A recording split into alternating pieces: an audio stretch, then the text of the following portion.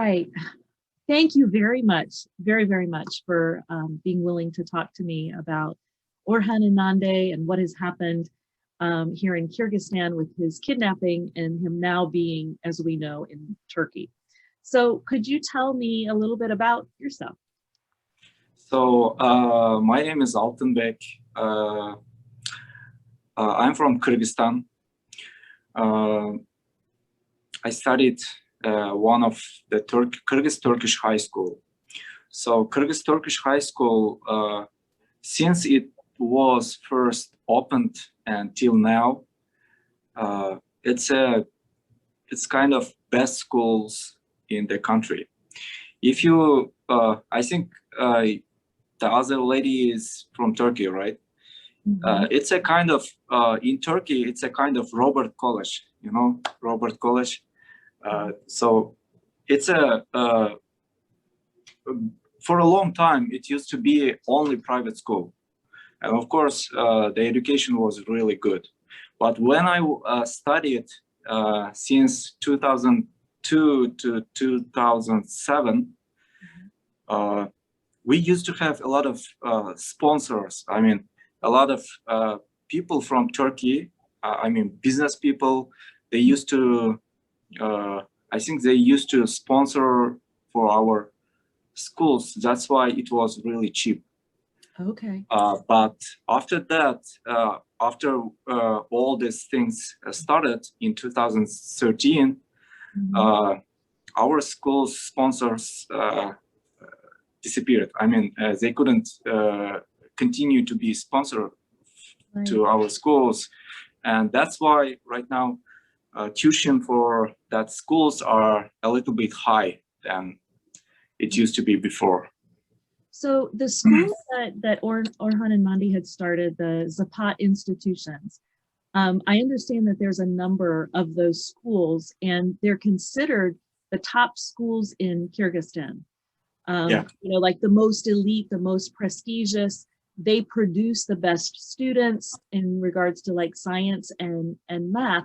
And after you did your elementary years and your high school years in those schools, where did you go after that? I studied in Turkey. I studied in Eskişehir. Okay.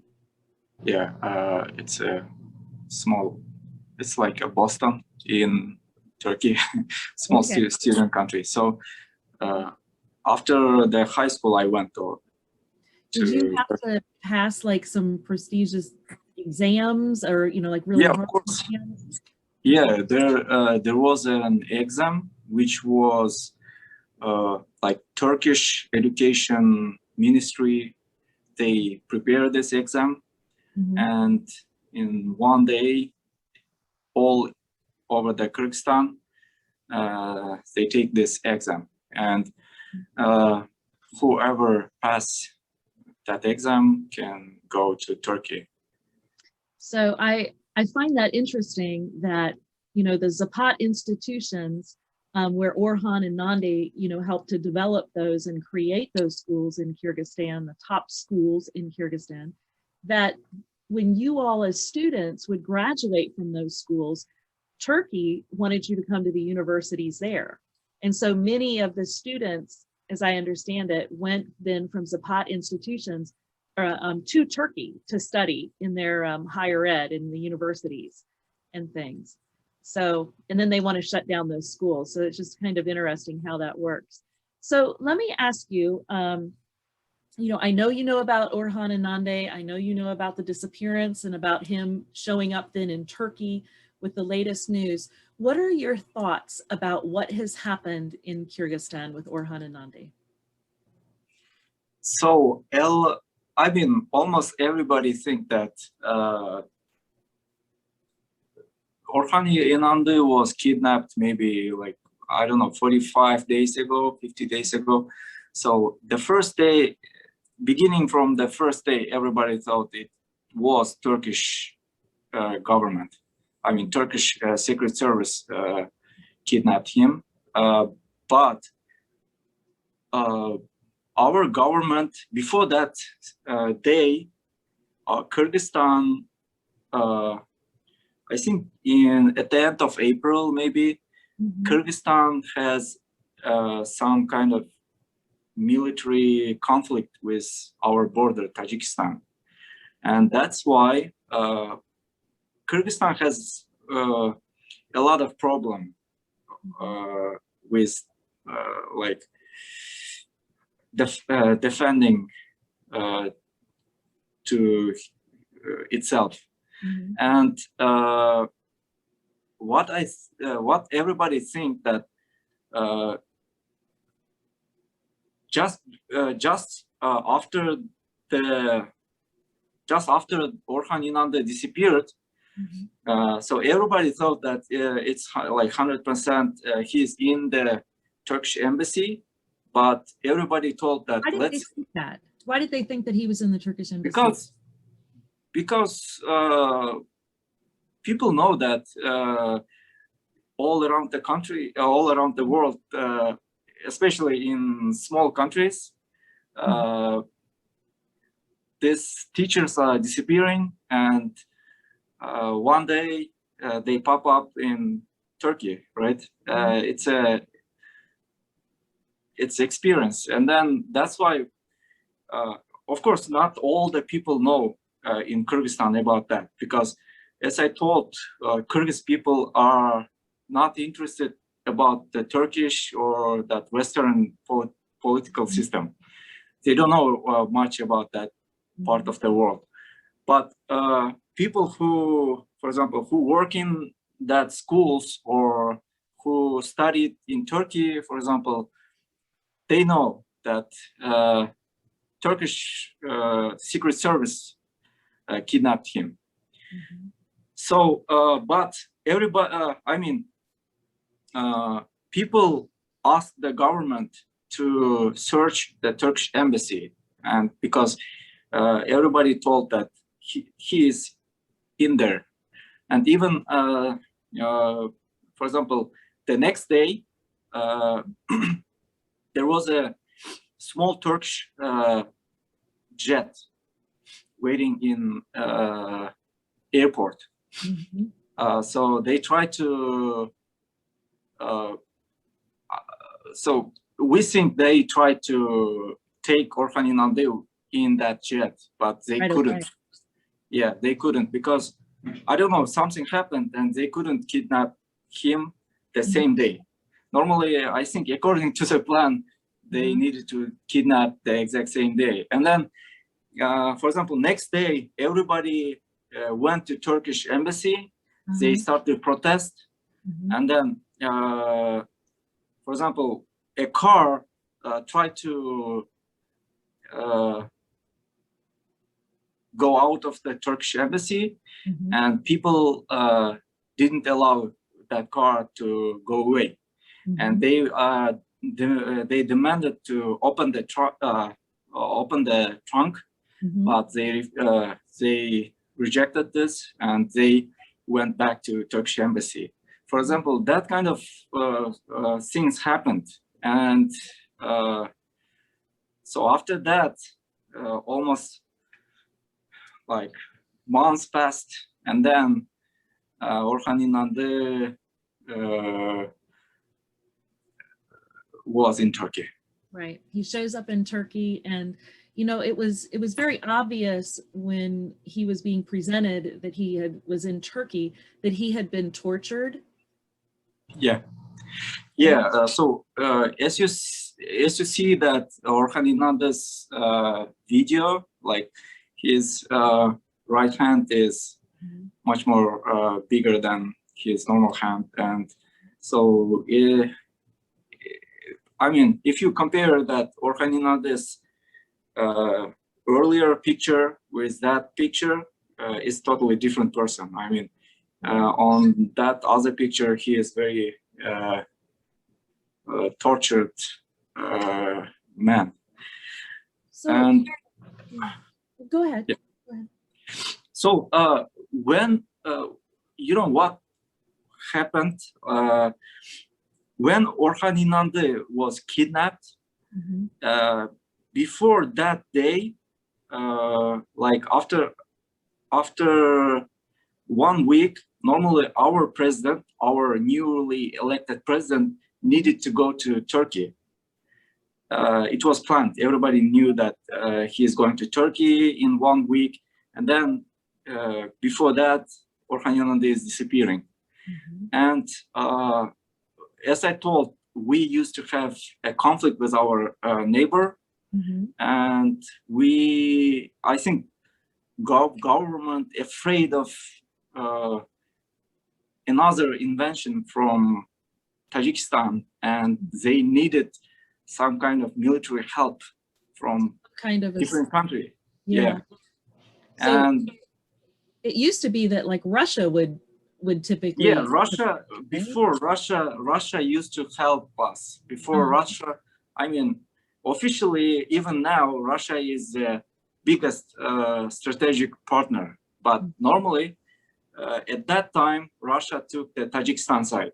So Kyrgyzstan left without any support. And then, for example, Russia told Russian aviation and the Tajikistan aviation is from now they are together.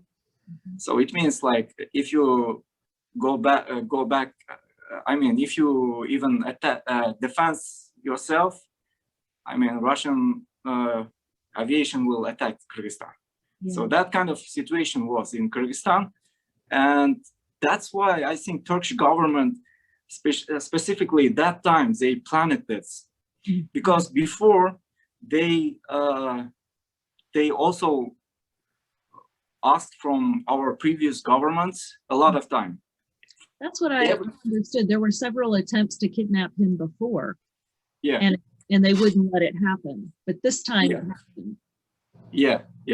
So before, I mean, earliest two other presidents,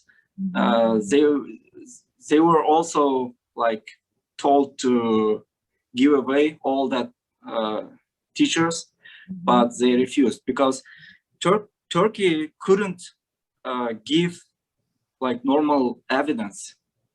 I mean, normally, I think I'm not sure, but Kyrgyzstan and Turkey has a deal. If they provide the normal evidence, Kyrgyzstan will give them back to Turkey, but Turkey doesn't have any evidence. And for example, specifically Orhan Inandi, he was in Kyrgyzstan in 1995. He came to Kyrgyzstan in 1995, and then all this coup in Turkey started in 2016, right? Right. So even before Erdogan's party was created, Orhan Inandi was already in Kyrgyzstan. I mean, Tayyip Erdogan's party, AK Party, was created, I don't know, in 2000 or 2002, but Orhan Inandi was before that. Way before that. Yeah. So what I was talking about earlier, our Kyrgyzstan's secret service head of the guy at the head of the secret service, he was away when Turkey announced that Orhan Inandi was in Turkey.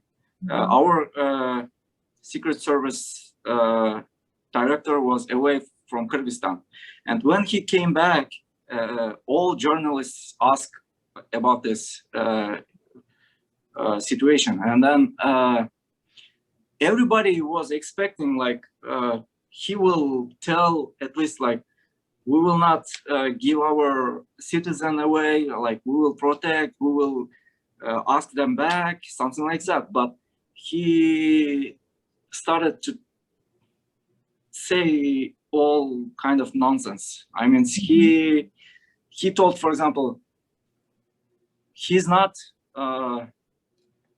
arrested because of he did in Kyrgyzstan, but he is arrested in Turkey because he did something in Turkey. I mean, how the person could do some crime in Turkey if he is in Kyrgyzstan.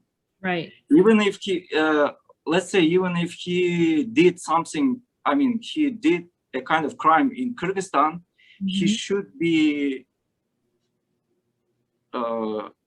prosecuted in Kyrgyzstan, not in Turkey, right? So, yeah, that's that kind of. That just kind of tells you that something was brewing, something was happening between Kyrgyzstan government and Turkey. And most likely, it seems to me that that's a lot of the way that these kidnappings tend to happen, is that there's some kind of a bullying thing that happens with these other countries to say you need to do this, or we're not going to do this for you, kind of a thing. So tell me, so the people that would be in Kyrgyzstan, his students, the faculty, the community there, like how, once they heard the director of the Secret Service for Kyrgyzstan speak, and they heard those reports, what are they saying now? Everybody say that, come on, this guy, they themselves give Orhan Inandi away, or at least in the best case, Turkish Secret Service kidnapped him, but our government didn't do anything to protect him. For example, go ahead. Yeah, for example, in our parliament, all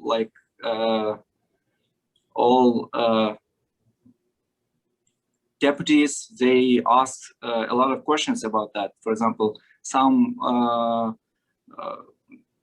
of them ask, like, can we enter the Turkish embassy? Is it legal? And I think our government doesn't know exactly what they can do, what they can't, and that's a problem. Right. And it will affect elections down the line. Say again? Will that affect, because some people were standing up? Yeah. And that you said. Yeah, it will affect a lot, because before this case, today's president and that head of Secret Service, they are friends, so they were very popular. And after that, it's like other governments, Secret Service is entering to your country and kidnapping your citizen, and you can't even tell something back. At least our government needed to kick away the Turkish ambassador. I was making a statement that there are so many students that have graduated from Sapat Institutions, just for example, because Orhan Inandi has been there for almost over 20 years. Yeah. And so those students aren't just still in Kyrgyzstan, they're all over the world, like they're all over the world. And so do they worry, or do you worry about how other people are now viewing Kyrgyzstan? Because this has hit the international news. Human Rights Watch organizations are all over this. So, how it doesn't give Kyrgyzstan in a good light. How do you, as a native of Kyrgyzstan, feel about what has happened? So that's why I am talking to you right now. For example, as you say, a lot of people who graduated from that schools, usually abroad, because in Kyrgyzstan, you have to work. In Kyrgyzstan, you have to go inside the corrupted system. Otherwise, your salary will be very low. Okay. Or you have to take away something, or you need to live for a very small money. But of course, a lot of people, they don't want it. And for example, lots of my friends, they are abroad. Some of them are in Japan, some of them are in Russia, like United States. I have a lot of friends. Of course, from our point of view, it's terrible. Its reputation of the Kyrgyzstan is like, I mean, Kyrgyzstan before it used to be the democratic, the very good democratic country in that region. I mean, in Central Asia, we have the strongest democracy. Right. Because yeah, Kyrgyzstan has really been the leader in Central Asia. Because I think it's because we don't have oil, we don't have gas, and government can't support his dictatorship. That's why we used to have, I mean, still we have some democracy, but what I'm afraid of is this the guy who is at the head of the Secret Service, he started to talk like Erdogan, you know. He's at that interview, he says, from now we're gonna take everybody's note. I mean, we're gonna control everybody's comment in the internet. So don't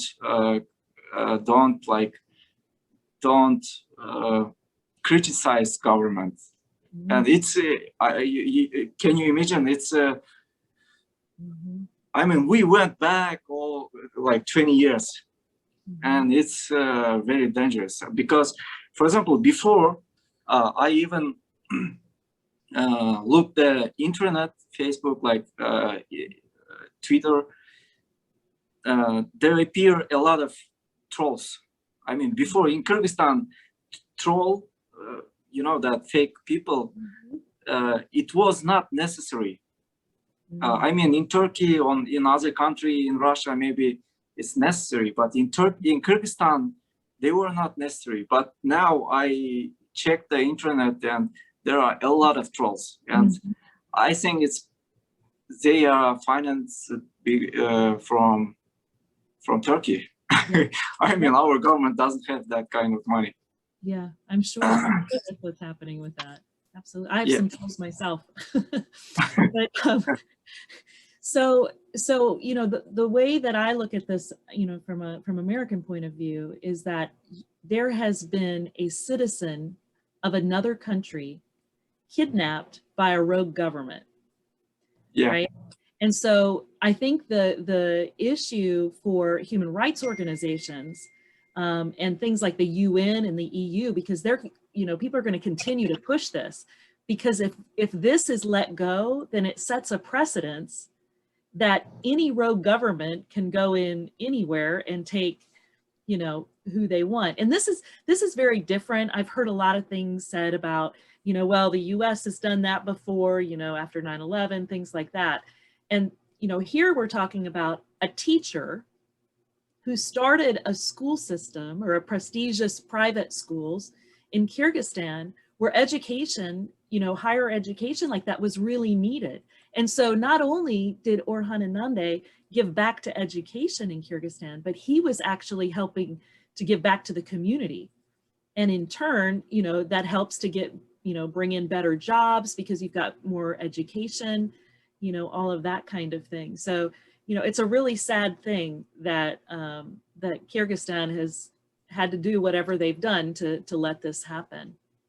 Yeah, and for example, one more thing why this situation is different from the previous one, I'm not sure, but as I know, there used to be like 90-something people were kidnapped all around the world, right? All from the small countries. But they were still Turkish citizens. Here, the situation is different. It's Orhan Inandi was Kyrgyz citizen in 2012, as I read on news. It was even earlier than all that. I mean, coup in Turkey happened in 2016, and he was away back before that date. He became a citizen. And for example, now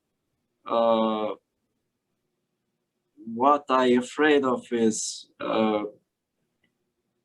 we are step by step. I think Kyrgyzstan is also going back, following the Turkey. Because as I told, Kyrgyz people, they don't know much about Turkey. I mean, they know, oh, Turkish people, they know Antalya, like kebab, something like that, but they don't know how Turkish people divide, you know, or they don't know Turkish history. They don't know, for example, Kyrgyz people, they don't know what is military coup is like, because we didn't experience that before. We experienced a lot of revolution, but not military coup. That's why they don't know what's a military coup, what's Turkish, at least like short period of short time history, you know. That's why they believe what Erdogan say. And of course, I don't judge all that people who talk bad about the schools, because they are telling what Erdogan says.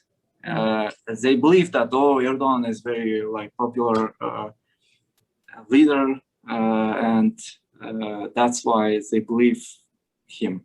And because I think just because I studied in Turkey, I know at least a little bit about Turkey. And when I left Turkey in 2013, from that day, I think all that bad things happened in Turkey. I followed step by step, like first newspaper was closed, first TV organizations were closed, like a lot of journalists were imprisoned. I followed everything. And what I afraid right now is Kyrgyzstan is following Turkey from behind, you know. Right now, what that secret agent guy told is very dangerous. It's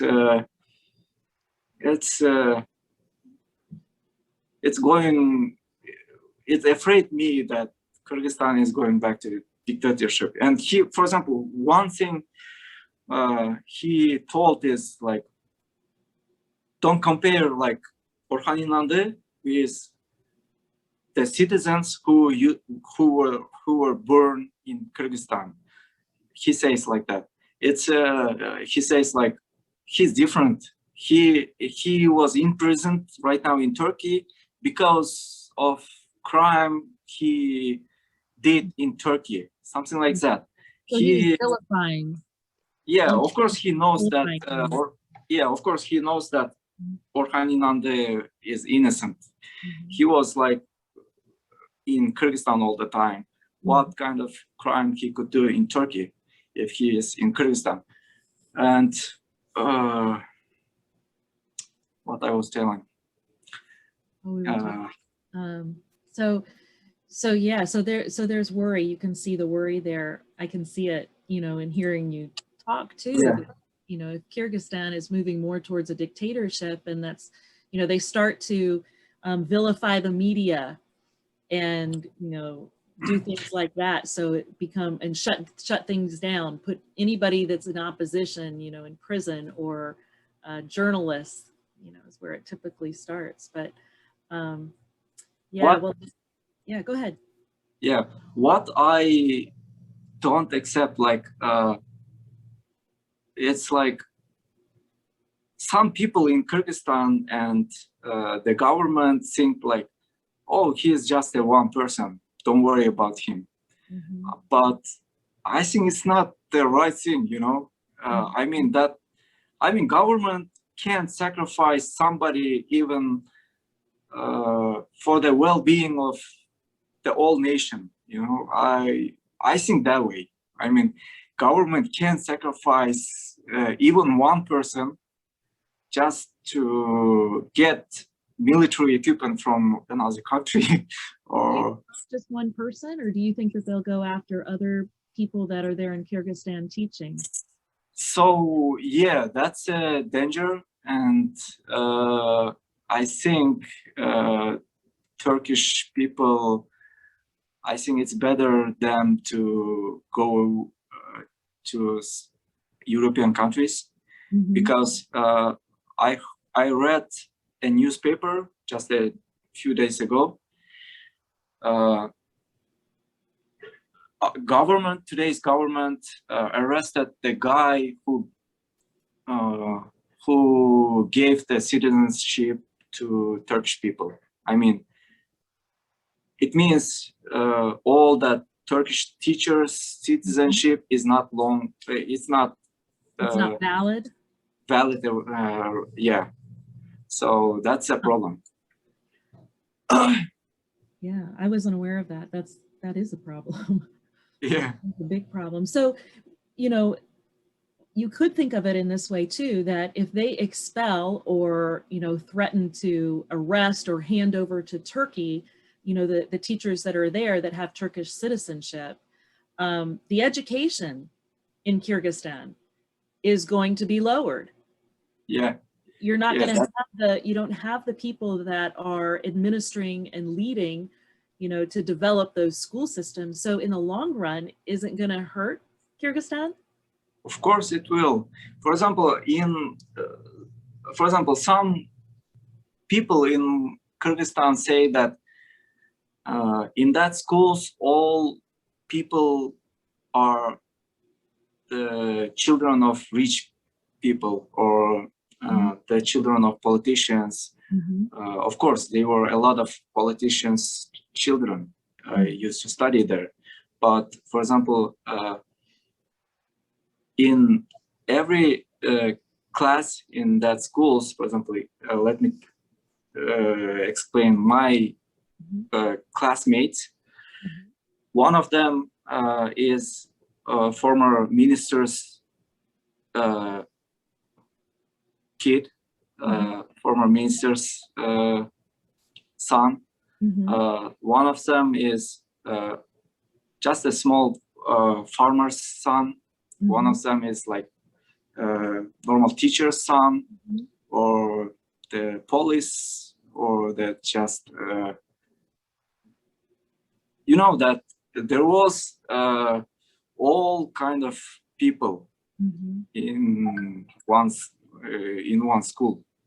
So it's inclusive. It's really inclusive, right?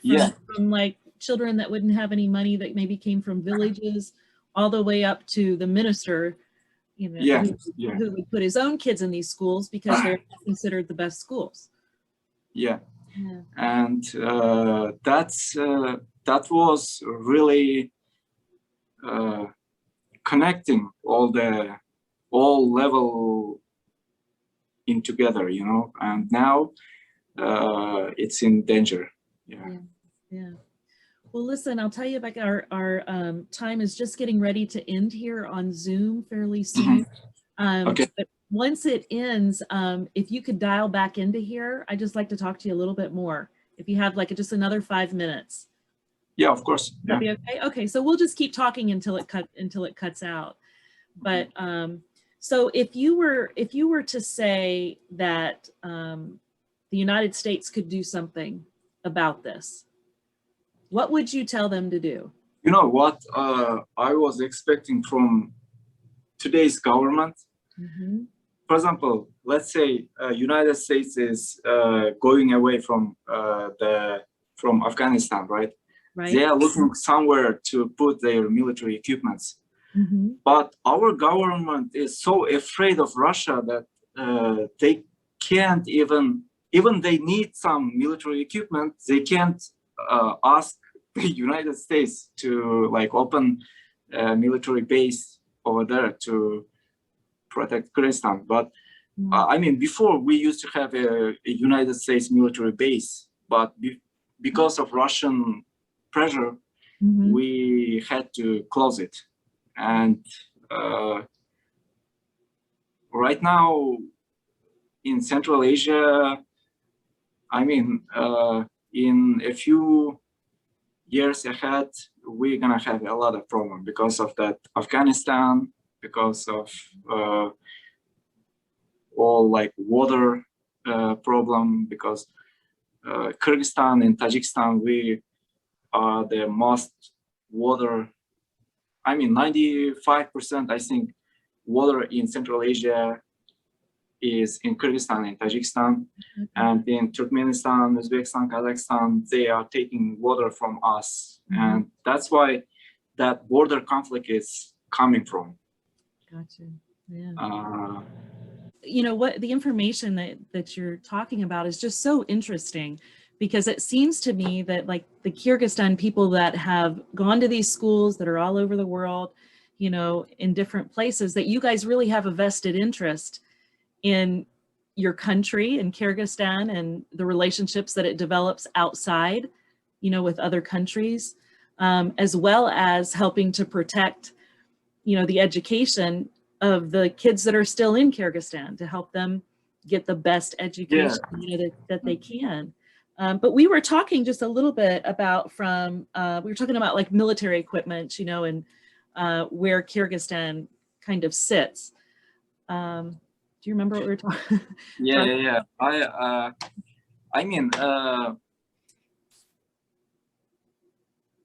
As I know, like United States government is looking Central Asian country to put all that military equipment from Afghanistan, right? And all the countries, they can't accept, even they want. Even that Tajikistan, Uzbekistan, Kyrgyzstan, they can't accept because of Russia. Yeah. Russia doesn't want United States air base, American base in that kind of region.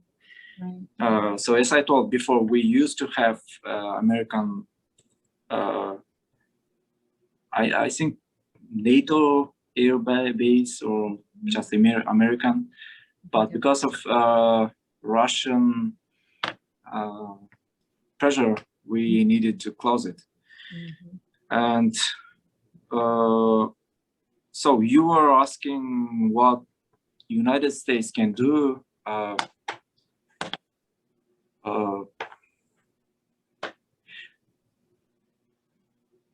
Hard question. Yeah, it's a hard question. I mean, I know there's so many politics involved in things like this, but also, you know, Turkey is a member of the United Nations, and there's a declaration that they sign to abide by, you know, these articles that have to do with human rights. And that's not been done, and it continues. These kidnappings are continuing. And so, you know, this latest kidnapping has really just hit a lot of news, because here Orhan Inandi was a Kyrgyzstan citizen. Yeah. Well, so is there anything that you would want to say to Orhan Inandi, or to his wife, or to the school community back there at home in regards to this situation? Yeah, of course. I mean, first of all, behalf of my country, behalf of all Kyrgyz people, I really apologize for what happened to him, because you know, it's like he last time I watched the documentary movie about him, and I realized that he came to Kyrgyzstan even when he was younger than me. And since that time, he is in Kyrgyzstan. He gave he gave his life to educate the Kyrgyz students. And what happened to him is really unacceptable. And what I was trying to say,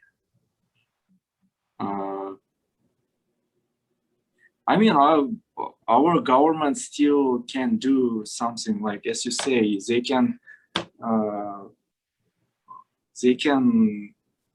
go through the United Nations.